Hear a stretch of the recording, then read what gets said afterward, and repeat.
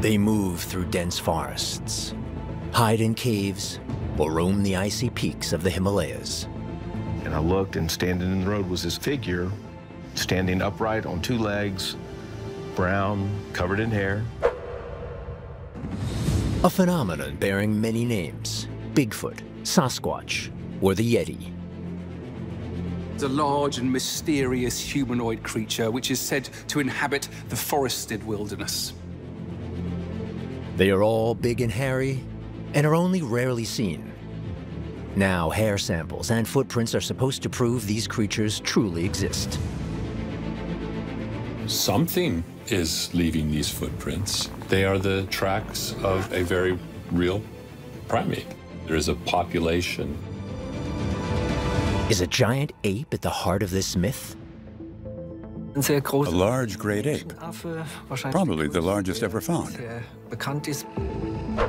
Has a species presumed extinct actually survived in obscurity?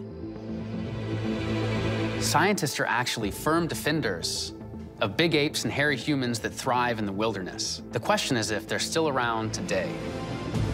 A myth, or one of the greatest unsolved mysteries in research?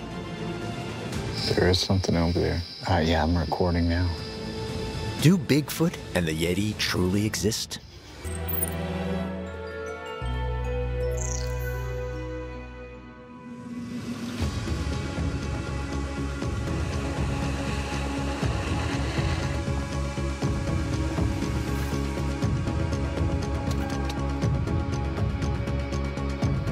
Georgia, in the southeastern region of the United States.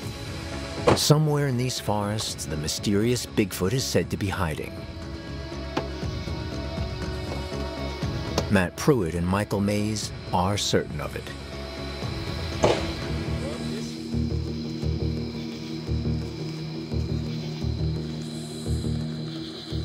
We can act like we're just creeping along here.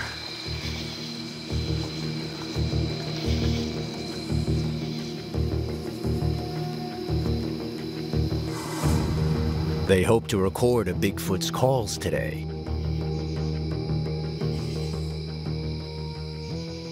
We can use this tree right here. Do you want to hang the recorder up? Certainly, yeah, I've got it armed and rolling, so let me just find somewhere where it can hang freely.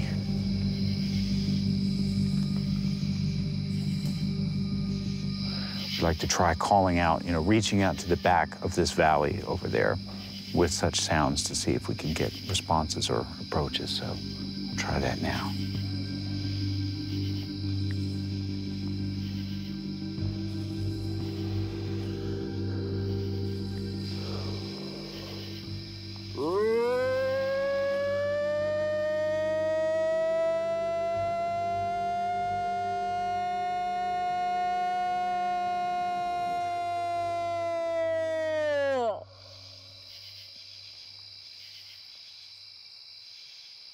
This call is intended to lure the creature out of hiding. We've heard that sound in the field ourselves. I mean, I've heard it here in the Southern Appalachians. I've heard it in the Ozarks. I've heard it all over the country. I mean, it can really run the gamut. Sometimes we've gotten responses nearly immediately, and then sometimes we make those sounds for 30, 45 minutes, and it's quiet, and we go back to camp, and hours later, those sounds start erupting from the ridge.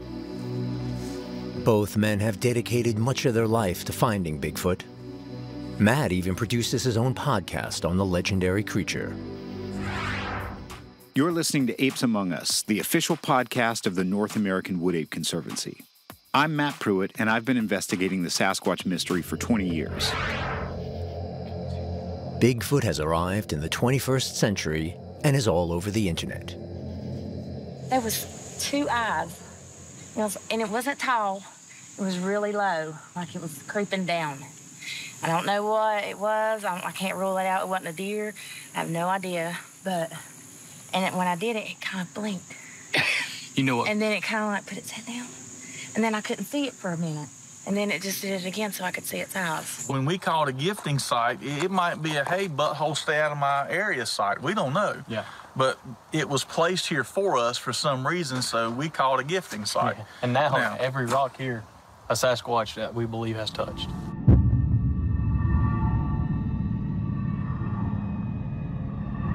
You cannot explain this. This was my first ever Sasquatch encounter. The most famous records date back to the 1960s. The Patterson-Gimlin film is said to have been shot in the California forest. Since then, reports of alleged sightings have surfaced regularly. The film footage really is quite remarkable. You can see a large, upright, ape-like creature walking around a forest that even glances across to the person who is taking the film. And it led to an explosion of interest in the Bigfoot myth. In 1958, Jerry Crew, a tractor operator, comes across some 40-centimeter-long footprints in Northern California. A local newspaper gives the creature what would become its best-known name, Bigfoot. Half ape, half human, at home in the forests. In indigenous legends, the creature bears another name, Sasquatch.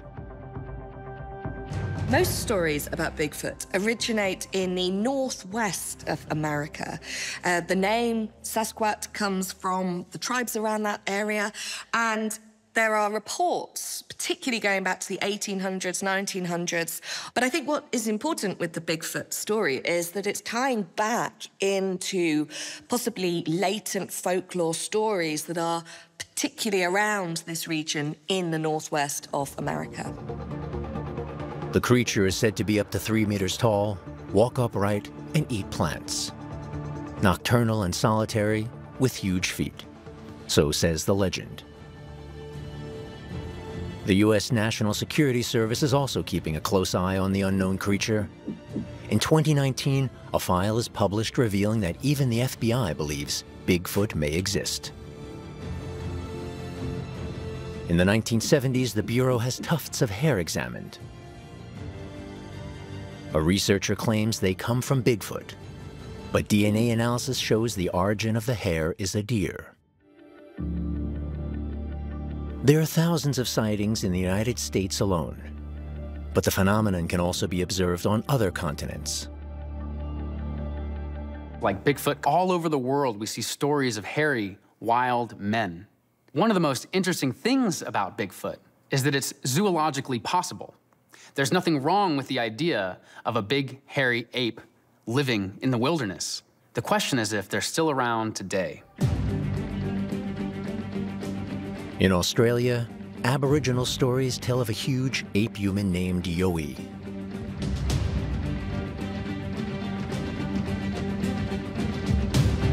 It is said to be a towering creature with dark fur and a foul stench. These reports are surprisingly similar to the American mythical creature, Bigfoot.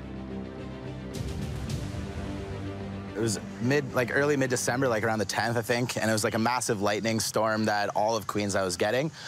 So there was like a bush stuff going on that we heard about, and our friends were arguing that the lights were coming from that. I was like, nah, it's just lightning.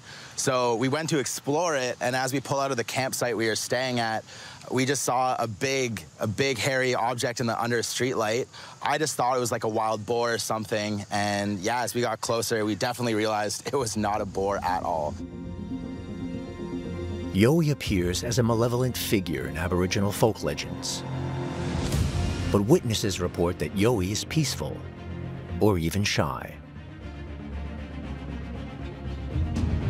To this day, the existence of a giant ape-human has never been scientifically proven. Matt and Michael hope to change that. Vegetation away from it. You ready? Yeah, so that's armed and rolling. Okay. I'm gonna go 3. We'll get 2 this afternoon. Let's go 3. That sounds good.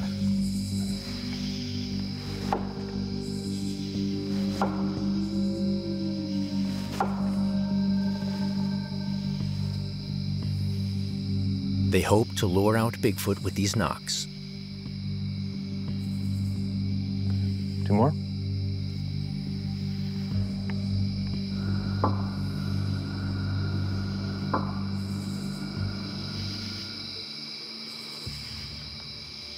There is something over there. Yeah, I'm recording now. There's something over there.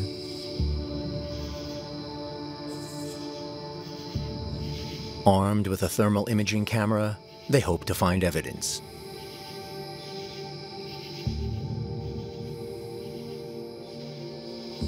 You got something? Yeah, I actually do. You want to take a look, Mike? I'd love to take a look. The thermal imaging camera shows the outline of an animal. Is this the legendary Bigfoot? Okay, now I'm seeing some brighter eyes. The eyes are brighter than the body below it. Still 11 o'clock to you.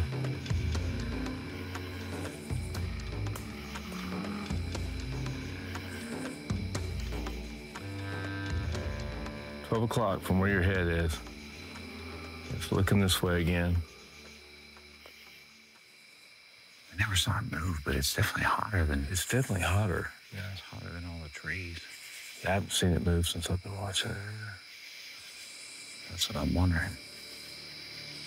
I would like to move towards it, but, you know, if we turn on the lights and everything at it, it'll be gone. They cautiously approach the mysterious creature. You want to take a look, Mike? I'd love to take a look.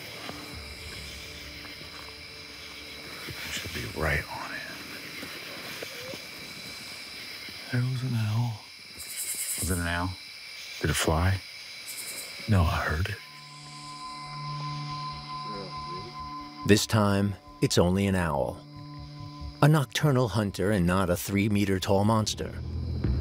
But the hobby researchers have an explanation for this, too. If there was a hill there, or a rise, it could have been something just kind of peeking out, so it's good we checked it out. Yeah, it opens up into that meadow just right there. Okay. Could these sorts of mix-ups be at the root of the many sightings? We use our sensory organs, like our eyes and ears, to make sense of the world by picking up on different wavelengths and data and trying to interpret it. But this is not a flawless system. Our brain often has to fill in the missing pieces and make some assumptions about what we've just experienced. And because of this, sometimes people remember or experience things slightly differently than what actually happened in reality. It's an imperfect system.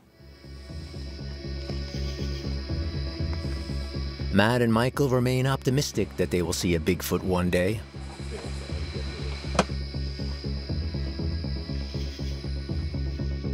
Looking back in time, people have claimed to see these animals for hundreds of years. As far back in time as you can look, from the written word being brought here from the West, and then prior to that in indigenous oral traditions, in artistic representations, et cetera. And so we'll have to recast the way that we view those stories and realize that they're not just stories, but they're testimonies.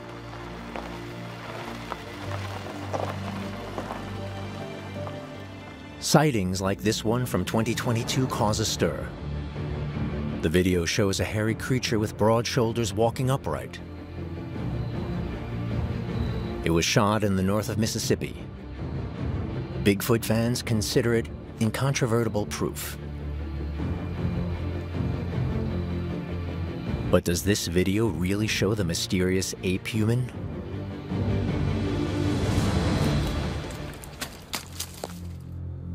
In the mountainous region of the Himalayas, legends abound of a large creature walking upright, this time covered with white hair. The mountain tribes call it the Yeti. But is this Asiatic snow creature really the same phenomenon? Legends of the Yeti are passed down orally from generation to generation, so they're quite organic. They will change depending on who's telling the story and where. Different tribes have different versions of the Yeti myths. And in this case, it's important to think about this creature not as something fixed, but as a part of folklore.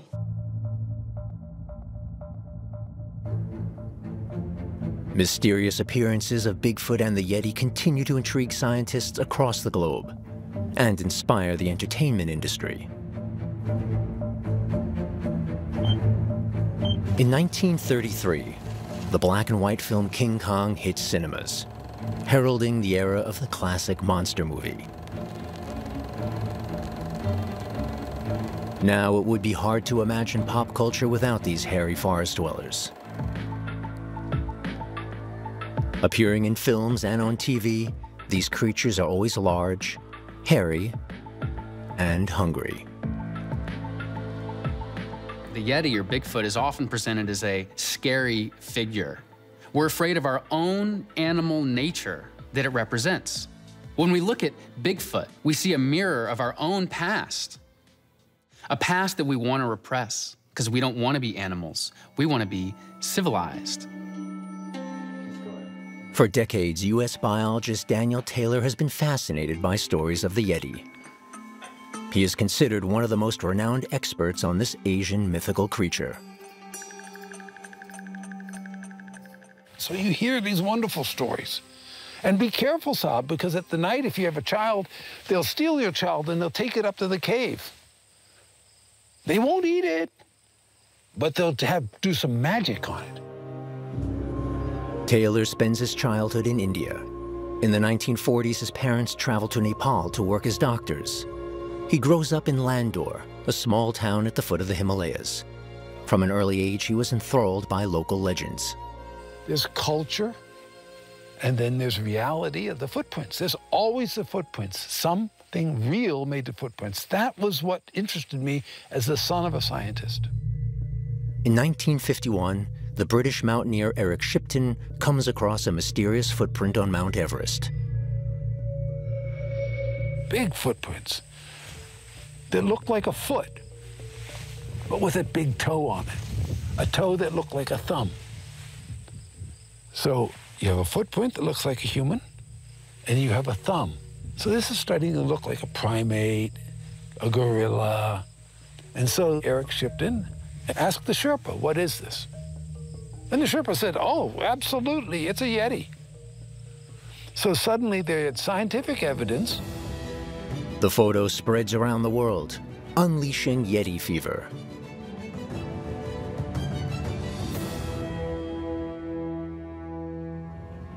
Edmund Hillary, the first person to summit Mount Everest, is also caught up in the hype. In 1960, he sets out on an expedition to the Himalayas in search of the snowman. He comes across evidence. Locals even show him a scalp.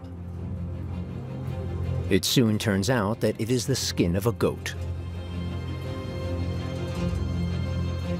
Hillary is adamant.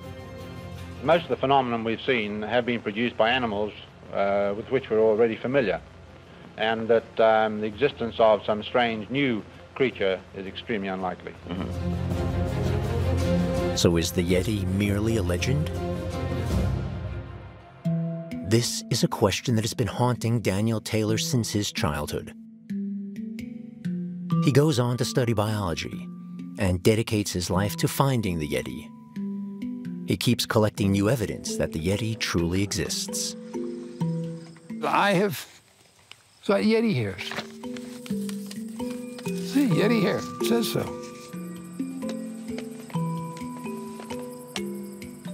Taylor's research later reveals it is a human hair of Tibetan origin. Even Shipton's alleged Yeti footprint from 1951 does not give Taylor a moment's peace. During his research, he comes across more records from the expedition that might explain the tracks.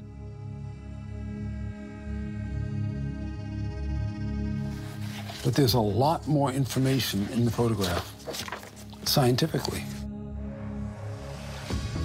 You see here, in this footprint, is a second print here. A closer look reveals a second footprint over the first. But that's not all. Right over here, you see the clue. In the photo, Taylor identifies claws of an animal he recognizes.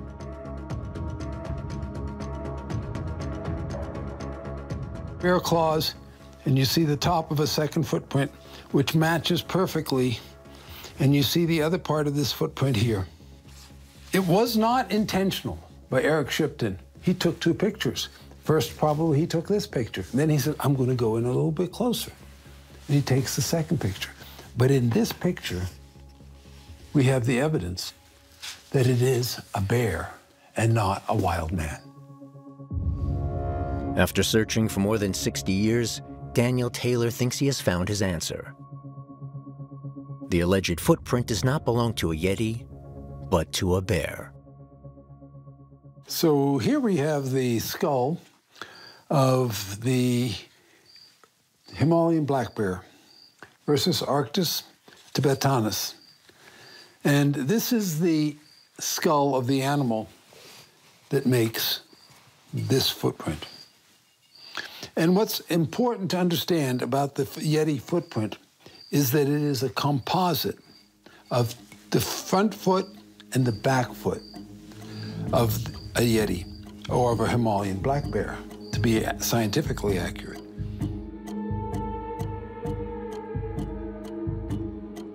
Shipton's photo ignites fresh interest in the legend of the Yeti. Now there's much to suggest that it was a mere mix-up.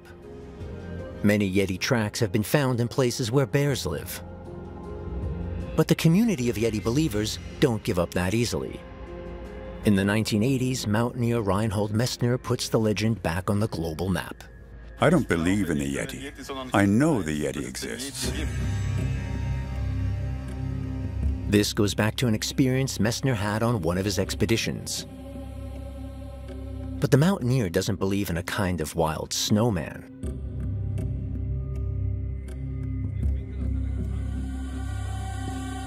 I saw an animal not yet known to zoology, which the locals, Tibetans, and the Sherpas call the Yeti. I wasn't able to take a photo because I was so amazed. My jaw dropped and I just stared.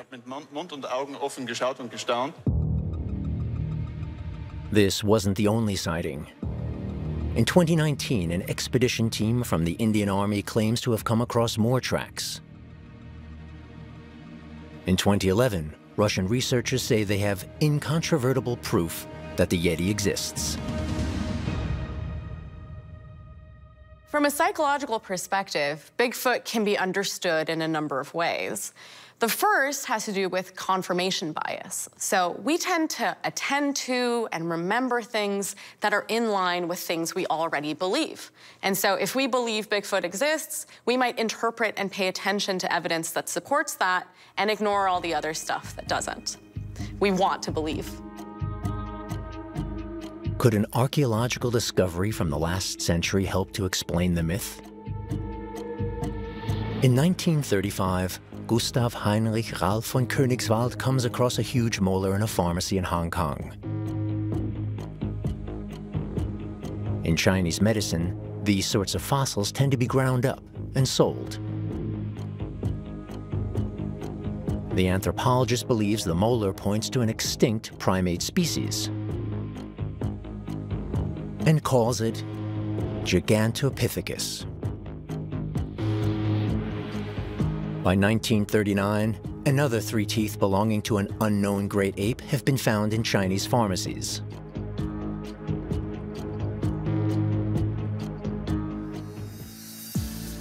In the Senckenberg Museum in Frankfurt, Germany, Professor Ottmar Kulme has preserved this anthropological treasure to this day.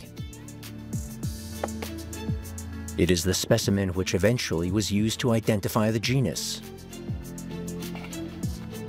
The Gigantopithecus was a large great ape, probably the largest we know of, or which has ever lived.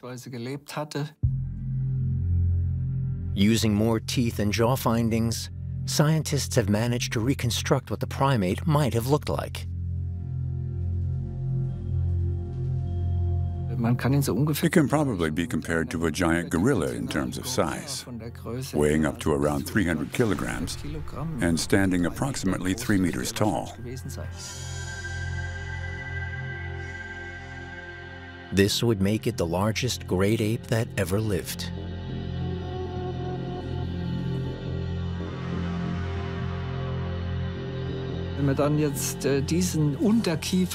Just compare this lower jaw to an orangutan's lower jaw. Looking from the side, you can see very clearly that the Gigantopithecus's lower jaw is considerably larger. The jaw of an orangutan, which is a very large great ape itself, is nothing in comparison.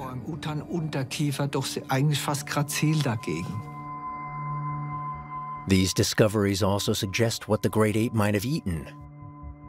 In 2015, studies of the enamel showed that the Gigantopithecus ate leaves and fruit, much like the orangutans we see today. Could this primate be behind the sightings in North America and Asia? We already know that there are lots of species yet to be discovered. But we also know that we are no longer finding many new mammals. Generally, any new species we discover are not big animals. Is Gigantopithecus perhaps the exception to the rule? In fact, researchers are still discovering unknown animals in remote regions to this day. In the rainforest in Central Africa, local ethnic groups tell the British colonialists in the 19th century about a mysterious creature. They describe a shy animal, a cross between zebra and a giraffe, which lives deep in the jungle. Their description leads to the okapi being discovered in 1901, a completely new species. Bigfoot hunters, they believe in an unknown. They believe in the undiscovered. And they look to examples like the okapi. And for Bigfoot hunters, it's very clear that it does not have half of the intelligence or abilities that Bigfoot would when it comes to evading our discovery. Could the last of the Gigantopithecus still be roaming the wilderness today? Scientists have suggested that the rise of the Tibetan Plateau 1.6 million to 800,000 years ago dramatically changed the climate, making it colder and drier and threatening the existence of those huge forests that were the home of Gigantopithecus. As the forest areas continue to decline in the cold climate of the Pleistocene, the giant ape's supply of food dwindles. The species can't adapt in time. The last of their kind die around 100,000 years ago. When you think about it, the Gigantopithecus existed around 100,000, 200,000, or even 300,000 years ago. And of course, there were prehistoric people around at the time. And they may well have come across the Gigantopithecus, giving rise to the legend of a giant ape that was shy and reclusive and lived in the forests of Southeast Asia. And then they passed this down from generation to generation. Stories and legends about giants with superhuman strength are as old as humanity itself. In Greek myths, titans and cyclops terrorized the world. In ancient times, these stories are symbolic of overcoming the old and battling the forces of nature. Are Bigfoot and the Yeti, much like giants, based on real animals from the distant past? Myths help us understand our reality, which exists on a psychological level, and a cultural level, and a spiritual level. It puts us in a place in the world. Psychologically, it teaches us to repress our animal nature. Probably the best known story about a giant is David and Goliath from the Old Testament. The Philistines are fighting the Israelites. One of the Philistines is huge and terrifying, known as Goliath. Nobody dares fight him, except for David, a shepherd boy. David manages to beat Goliath by hurling a stone from his sling. Are these stories just legends and fairy tales? Or is there an element of truth to them? Did giants really exist? Could they even survive from a purely anatomical perspective? They would have a huge skeleton, and their body mass would overload the musculoskeletal system, the circulatory system, and the organs. The organs would have to be rearranged. To supply the brain with enough blood, the heart would have to be closer to the brain. And then resources are scarce. In most regions of the world, there wouldn't be enough food to feed a population of giants. Scientifically, it's difficult to imagine how giants might have lived. But might the mysterious creature belong to a species yet to be discovered? Are new primate species being discovered even in the 21st century? A sensational report from 2004 shows it is not impossible. Researchers claim to have discovered a new species of great ape in the African rainforest, the billy ape. Their footprints are larger than a gorilla's. Biologist Cleve Hicks manages to take some rare pictures. Locals tell horror stories about them, claiming they could even kill a lion. Later, it turns out it is a chimpanzee population. But these apes are not just bigger and heavier than others of their kind, they also behave differently. These sorts of discoveries fuel speculation that Bigfoot and the Yeti may well be real and will be discovered soon. One of the most interesting things about the Yeti or Bigfoot is that it's totally zoologically possible. Scientists would defend the possibility of such a creature existing. Scientists like anthropologist Jeff Meldrum. Since the 1990s, he has been researching the possible existence of the Yeti, Bigfoot, and others at Idaho State University. He has over 300 plaster casts of suspicious footprints in his archive. Many of them he made himself. In my own personal research in the field, as a primatologist, have in fact found footprints on at least a half a dozen occasions. And some of these in extremely remote areas where human traffic is rare, if not non-existent. I've also heard vocalizations, inexplicable whoops and whistles, sometimes in the daylight, sometimes more often at night. And I caught a glimpse of something just a couple of years ago up in Alberta, Canada. Meldrum is convinced. Even though a carcass has never been found, the shape of the feet suggests Bigfoot does exist.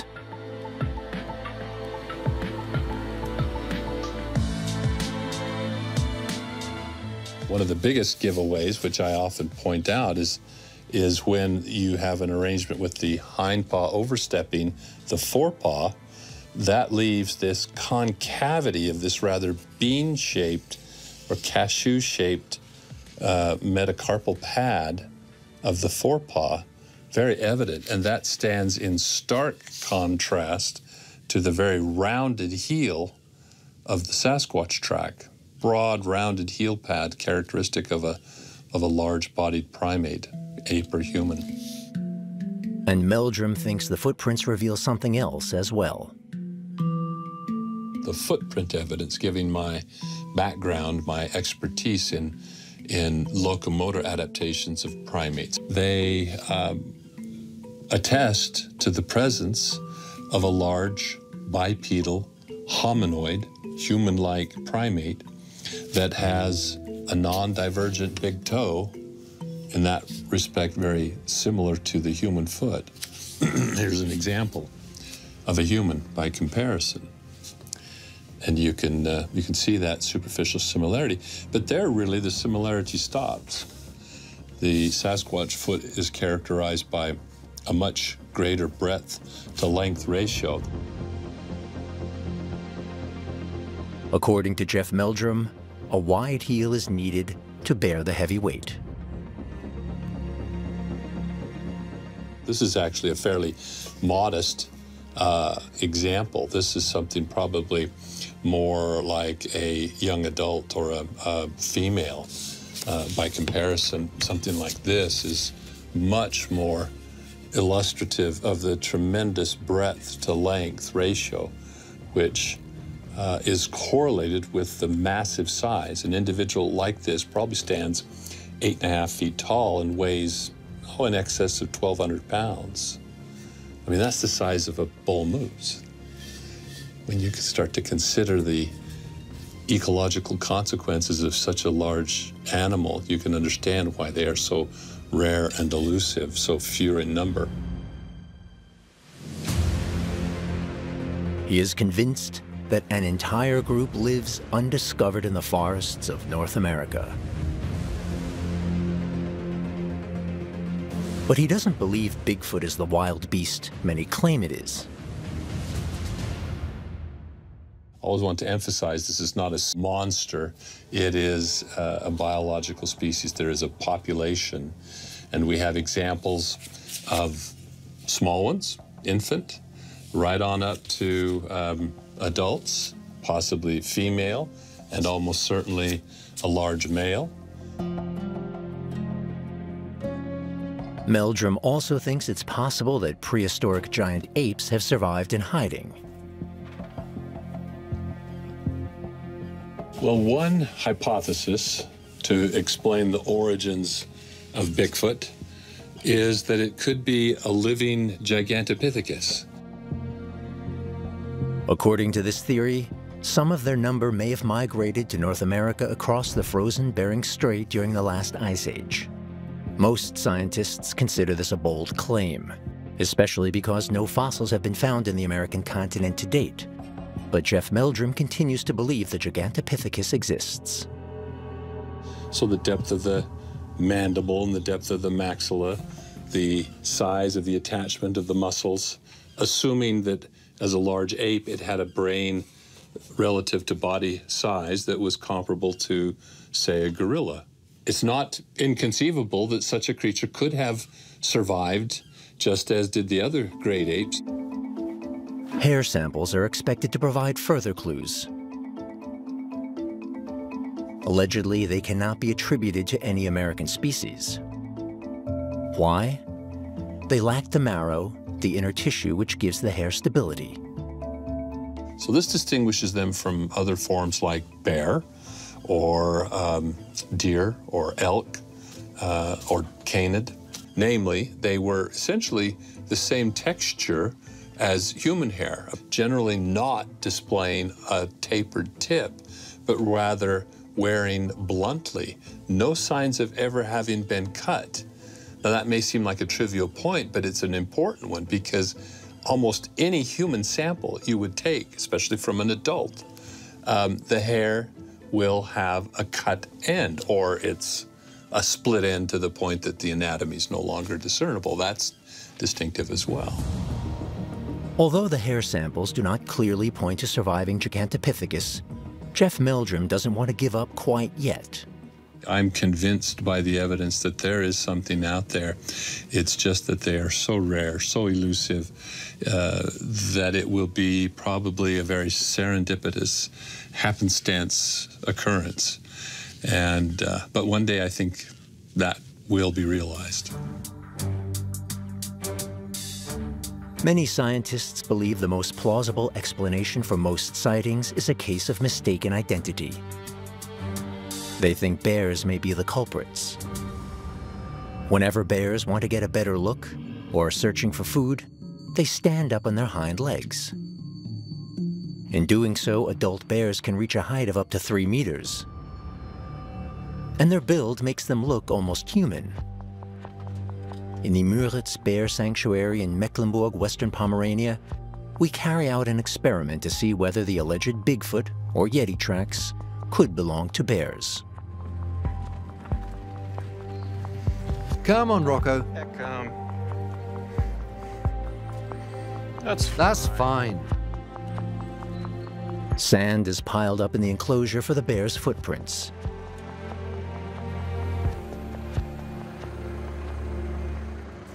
And then we'll let Rocco back into the enclosure and he will go across the sand because that's the way he usually goes. We often clean the enclosure and lay out his food for him, so he knows that when he has been locked up for a while, that there will be some treats when we let him back in. Today's participant doesn't take long to arrive. Rocco, come! Come on, Rocco, come!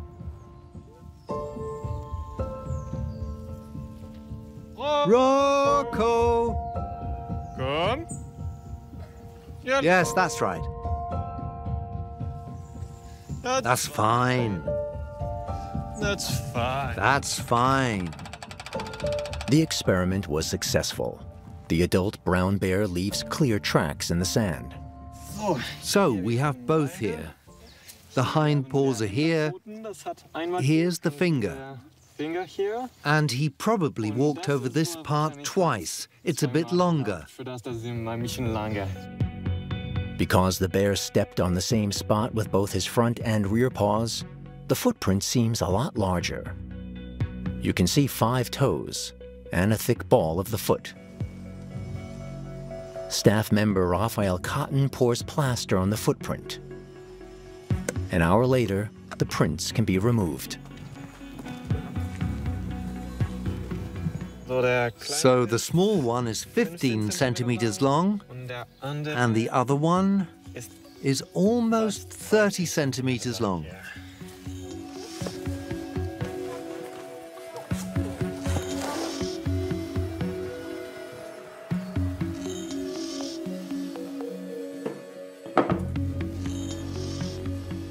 We can see the paw here. That is his front paw. He probably stepped here once. And then he stepped on the same print with his rear paw again. The print is strikingly similar to the Shipton footprint which started the search in the ice for the giant in 1951.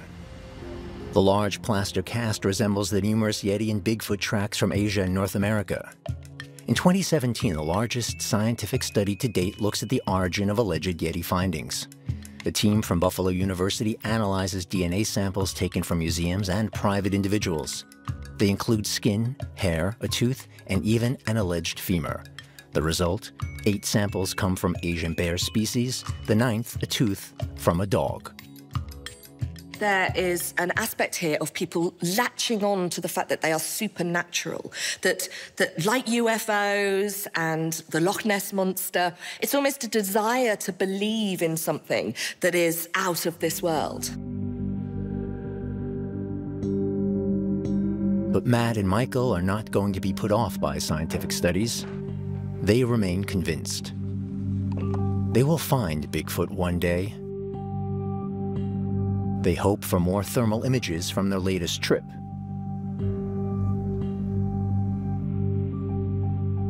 You can see that it's a single animal, but there are portions of it that are breaking through more of the brush than others, that are visible in these little small windows of vegetation. So you can definitely tell that it's an upright thing, or it has the appearance of being upright or vertical. Because usually if you stay on your target long enough, eventually it will reveal something where you can identify it. The two have no doubt at all that Bigfoot exists.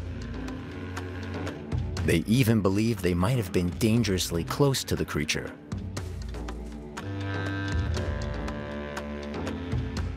I had an experience with some friends, a very terrifying experience. We didn't see anything. It was at night, but we heard these sounds that were consistent with the sounds that other people associate with Bigfoot or Sasquatch. And so that sort of set the hook, and then continuing to meet other witnesses and look for further sign has led me on a journey that's now been 20 years.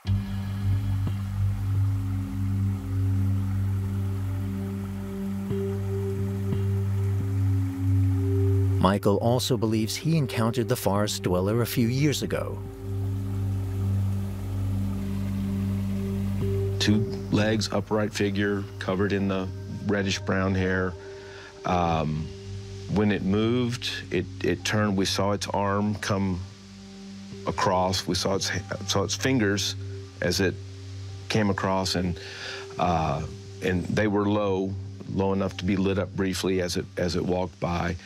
And then it was gone. Shortly after, the two set off again. Michael and Matt don't want to reveal the location they've chosen for their search today. They are worried that others might beat them to it. The journey through the forest takes more than an hour. Then they arrive at their destination. They have found evidence of Bigfoot in this region time and again. They are equipped with a recorder and thermal imaging cameras, but also have guns. We do carry a sidearm with us. It's for bears or mountain lions, whatever we might come across. We have come across that.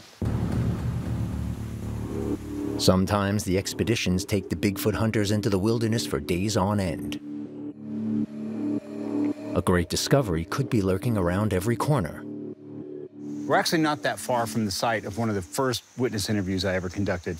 There was a woman in 1999 who was driving home, and as she was coming down this hill, this large Sasquatch was climbing out of this creek. I will never forget, she said, she stopped me and she said, "Have you ever seen one?" And I said, "Well, no." And she said, "Then you don't know. I thought I was gonna die." After a few hours, the two come across an unusual trail. That's big. Kind of got the shape. The question is, like, what left them? And see how degraded they are? It is no longer possible to identify exactly what it is, but Matt has a theory. If you see these big, huge, massive Sasquatch-like tracks, and they're very short and close together, then it's probably a person with human-sized and length legs. Well, a bigger animal that's taller, has longer legs, is going to take bigger steps and bigger strides. They discover weathered scratch marks on a tree. A bear or Bigfoot. Then they hear a sound. I didn't see any kind of brush movement or anything. I heard it.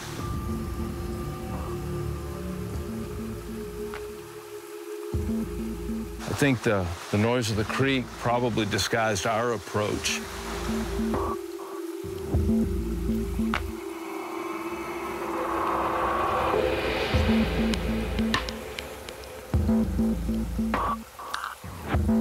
I don't think it crossed the creek. I didn't hear any splashing or anything, so I think it's still on this side, but high.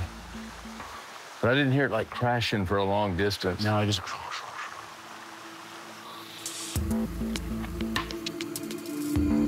All they find today are mysterious sounds and washed out tracks. But they are still hopeful. I would be elated because it's been 20 years that I've been trying to see one and haven't yet. But obviously, we would really try to document it. And we would probably pursue it to whatever degree that we could, however far possible, and then be able to document every one of its footfalls if possible.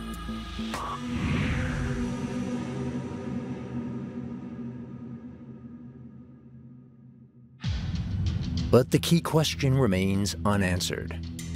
Are there unknown human-like creatures out there? Or are scientists right? And is it all just a legend? If you believe that there's still an unknown out there, then you believe new discoveries are possible. Then the pursuit of Bigfoot becomes a pursuit of evidence that there is something in the unknown. There is something beyond our understanding. There is still no conclusive explanation for the famous 1967 Patterson-Gimlin film. Until his death, cameraman Roger Patterson continues to claim he filmed the real Bigfoot. Until a costume maker named Philip Morris claims he sold a gorilla suit to Roger Patterson in 1967. Is a human in an ape costume behind Bigfoot? In any case, Patterson's recordings are not unequivocal proof. Another piece to the puzzle is that people might be lying. If there's an incentive to lie because it gets you attention or money, some people are willing to do that. The recordings mark the beginning of a modern myth which continues to captivate people around the world to this day and lure them into the wilderness in search of the unknown. There are many things that we can identify as true. For some people, it might be the true reality of an inner animal or an animal out there. For others, the story might be about how true it is that people are foolish and believe. In any case, there is some truth in those people that are interested in the story. Until proven otherwise, the accepted scientific position is that Bigfoot and the Yeti are probably pure fiction. Mistaken identity and human imagination are the true forces behind the myth. and the likelihood of ever finding any real evidence is very low. But that won't stop the skeptics and hopefuls from continuing their search. Because it is not in the forests or mountains that Bigfoot and the Yeti are truly at home, but in the minds of those who want to believe in them.